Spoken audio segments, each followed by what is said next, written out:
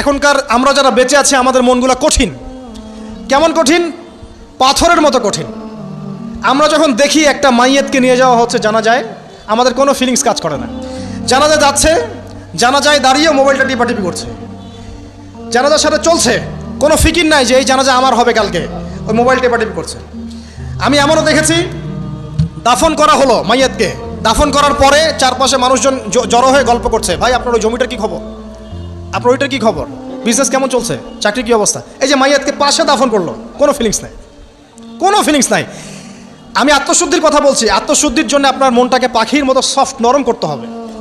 যখন আপনি সফট নরম করবেন এবং আত্মশুদ্ধি অর্জন করবেন, তখন দুই ডানা মেলে আপনি আকাশে উঠতে পারবেন ইনশাআল্লাহ। আত্মশুদ্ধি অর্জন না করতে পারলে ডানা কেটে পড়ে যাবে, তখন আর আকাশে উঠতে পারবেন না। কোন আকাশে? ওই যে শহীদের রূহ যে আকাশে চলে গেছে, ওই আকাশ।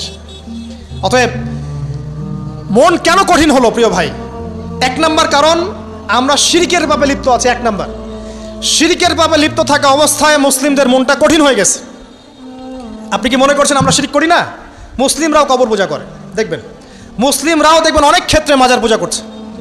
আমি বলিনি যে অলি আউলিয়ার মাজার জিয়ারত করা যাবে না, আমি কথা বলছি না, কিন্তু আপনি মৃত মানুষের কাছে আপনার ভালো মন্দ চাইতে পারেন না। কথা বুঝতে পারেন না? আমরা অবশ্যই অলি আউলিয়াদের কবর জিয়ারত করব, এটা আপনাকে মৃত্যুর কথা স্মরণ করাবে। তাদের একটা রব আছে যেটাকে আমরা প্রভাব বলি, এটা আপনার মধ্যে আসবে। আমরা অবশ্যই জিয়ারত করব। জিয়ারত করতে বলেছেন নবী সাল্লাল্লাহু আলাইহি ওয়াসাল্লাম, কারণ এটা আপনাকে পরকালের কথা কি করবে? স্মরণ করাবে। ওমরা করতে যান, আল্লাহ পাক সবাইকে তৌফিক দান করুন ওমরা হজ করার এবং বড় হজ করার, আমি দোয়া করি।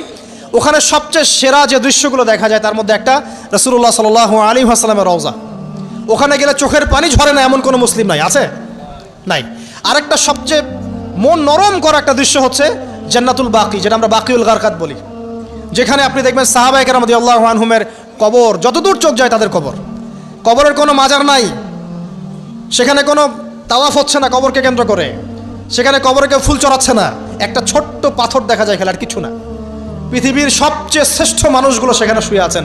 ওখানে গিয়ে দাঁড়াবেন, দেখবেন নিজেকে তুচ্ছ বলে মনে হবে, আমি এই পৃথিবীতে আর কি করছি। সেরা মানুষগুলোই মাটির নিচে, আমি এখানে কি করছি? তো দেখুন প্রিয় ভাইরা, অবশ্যই অলি আউলিয়াদের কবর জিয়ারত করবেন, কিন্তু মৃত ব্যক্তি আপনার কল্যাণ করতে পারবে? অকল্যাণ করতে পারবে?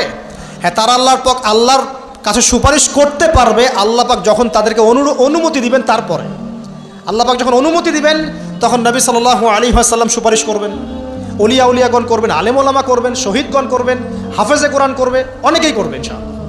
আল্লাহ পাক আমাদের তাকদিরে এইসব সুপারিশ নসিব করুন, বলি না আমিন।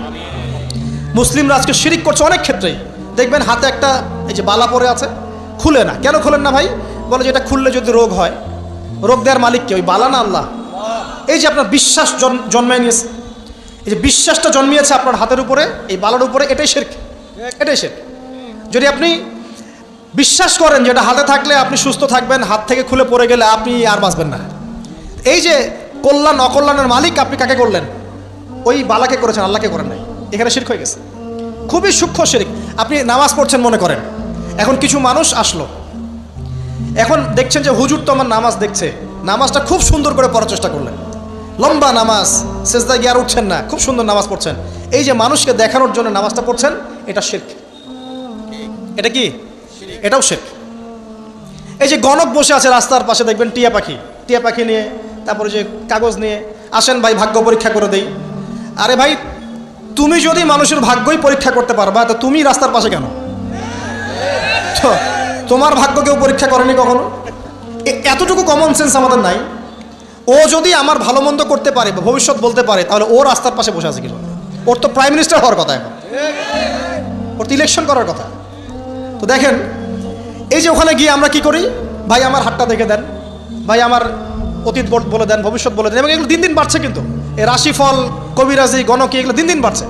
এবং আমি লক্ষ্য করছি দিন দিন আরেকটা জিনিসও বাড়ছে, সেটা হলো জাদুবিদ্যার চর্চা করা। এবং গ্রামে গঞ্জে কুফুরি বাড়ছে না? কুফুরি করা, তাবিজ করা, বিচ্ছেদ করা, স্বামী স্ত্রীর বিচ্ছেদ করা, মেয়েকে বশ করা, সন্তানকে বশ করা বাড়ছে না? সবই শিরক, এগুলো সবই কুফুরি। এগুলো মুসলিমরা করছে না? মুসলিমরা এসব শিরকে লিপ্ত আছে বলেই তো অন্তর কঠিন হয়ে গেছে। ফাকাসাত কুলুবুহুম, তাদের অন্তর কঠিন হয়ে গেছে। তো একটা হাদিস বলে এখানে খালি, নবী সাল্লাল্লাহু আলাইহি ওয়াসাল্লাম বলছেন, যদি কেউ কোনো গণকের কাছে যায়, গিয়ে বলে দেখেন তো আমার হাতটা একটু,